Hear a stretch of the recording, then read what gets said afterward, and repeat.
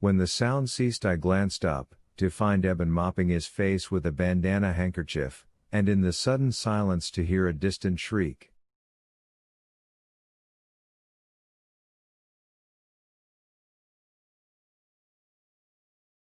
Eben heard it too, and I can still see him standing there, the handkerchief held to his neck, staring over it at the Lancaster house and holding tight to the handle of his mower.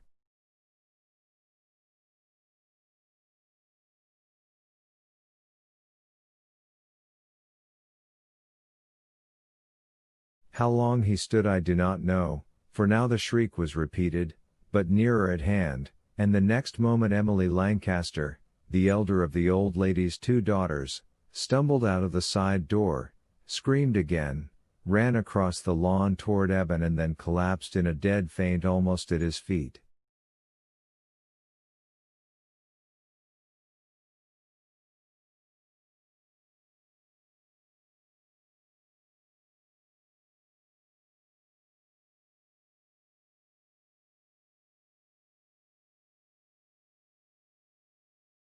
So rapidly had all this happened that Eben was still holding to the mower and to his handkerchief.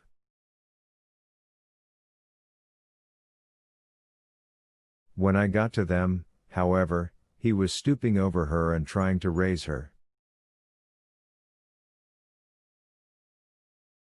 "Let her alone, Eben," I said impatiently.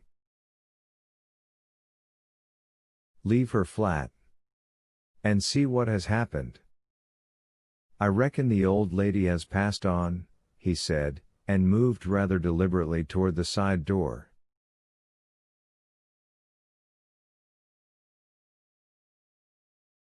But before he reached it a sort of pandemonium seemed to break loose in the house itself.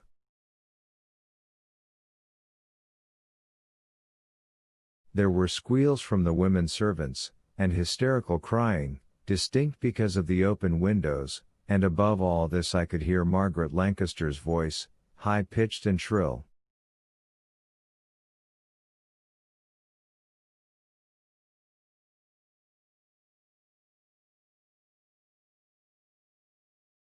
Even then I believed as Eben did, that the old lady had died, and I remember thinking that there was an unusual amount of excitement for what had been expected for years anyhow.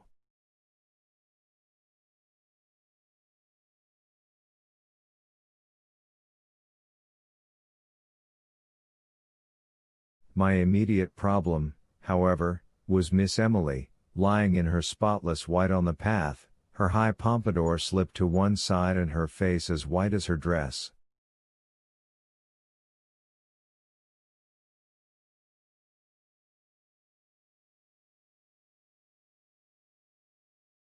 Eben had disappeared into the house by the side door, and there was nothing I could do until help came.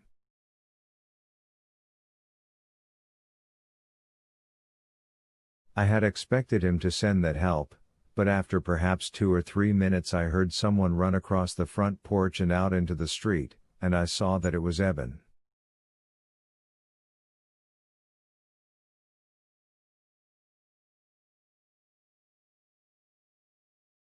He had apparently forgotten us, for he stood there for a second staring right and left and then set off, running again, toward the gate to the crescent.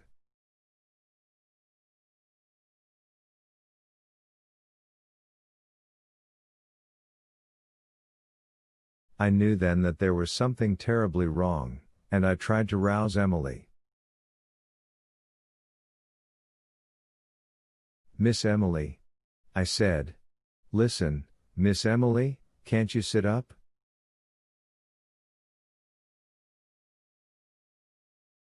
But she did not move, and I stared around helplessly for someone to assist me. It was then that I saw Jim Wellington. It looked as though he had come out of the Lancasters' side door, although I had not heard the screen slam, and I have not lived all my life beside that door without knowing that it can slam.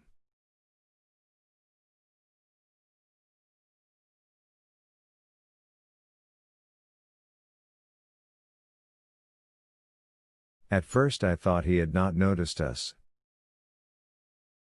He was moving rapidly toward the back of the property, where a path connected the rears of all the houses.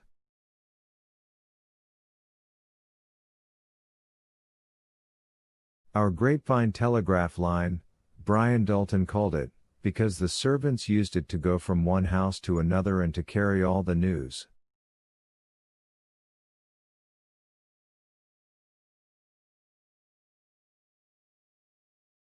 Then I felt that he must have seen us, for I in my pale dress and Miss Emily in white must have stood out like two sore thumbs.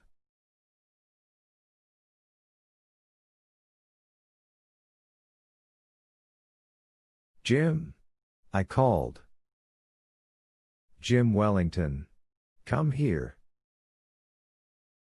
He turned then and came toward us.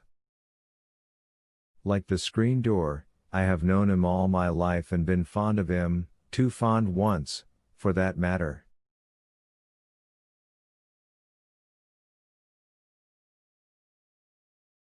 But never have I seen him look as he looked then. His face was gray, and he seemed slightly dazed. "I need help, Jim." "She's fainted." "Who is it? Emily?" "Yes." He hesitated, then came closer and leaned over her. "You're sure she's not hurt?" "I don't know. She didn't seem to fall very hard. She just slid down."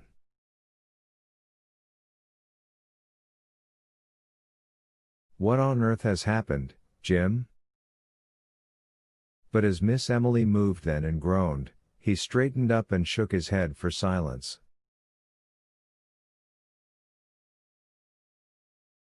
"She's coming to," he said.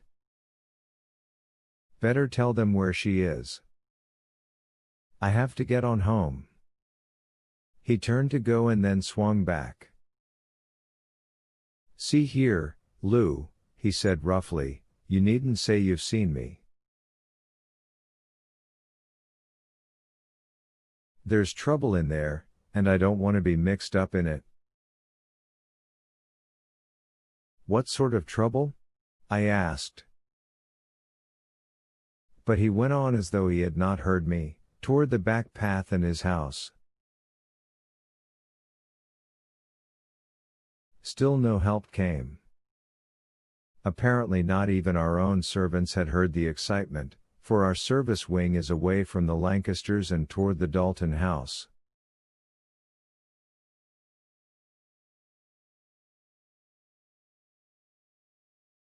"5 minutes had passed, or maybe more, long enough at least for Eben to have reached Liberty Avenue and to return, for now he reappeared on the run, followed by our local police officer.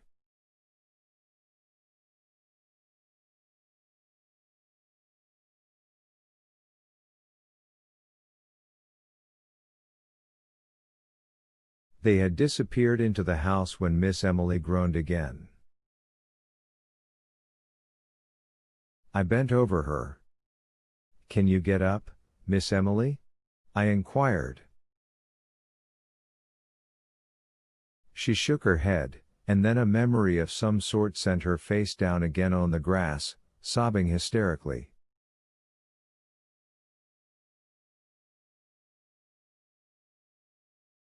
"What is it?" I asked helplessly. "Please tell me, Miss Emily. Then I'll know what to do."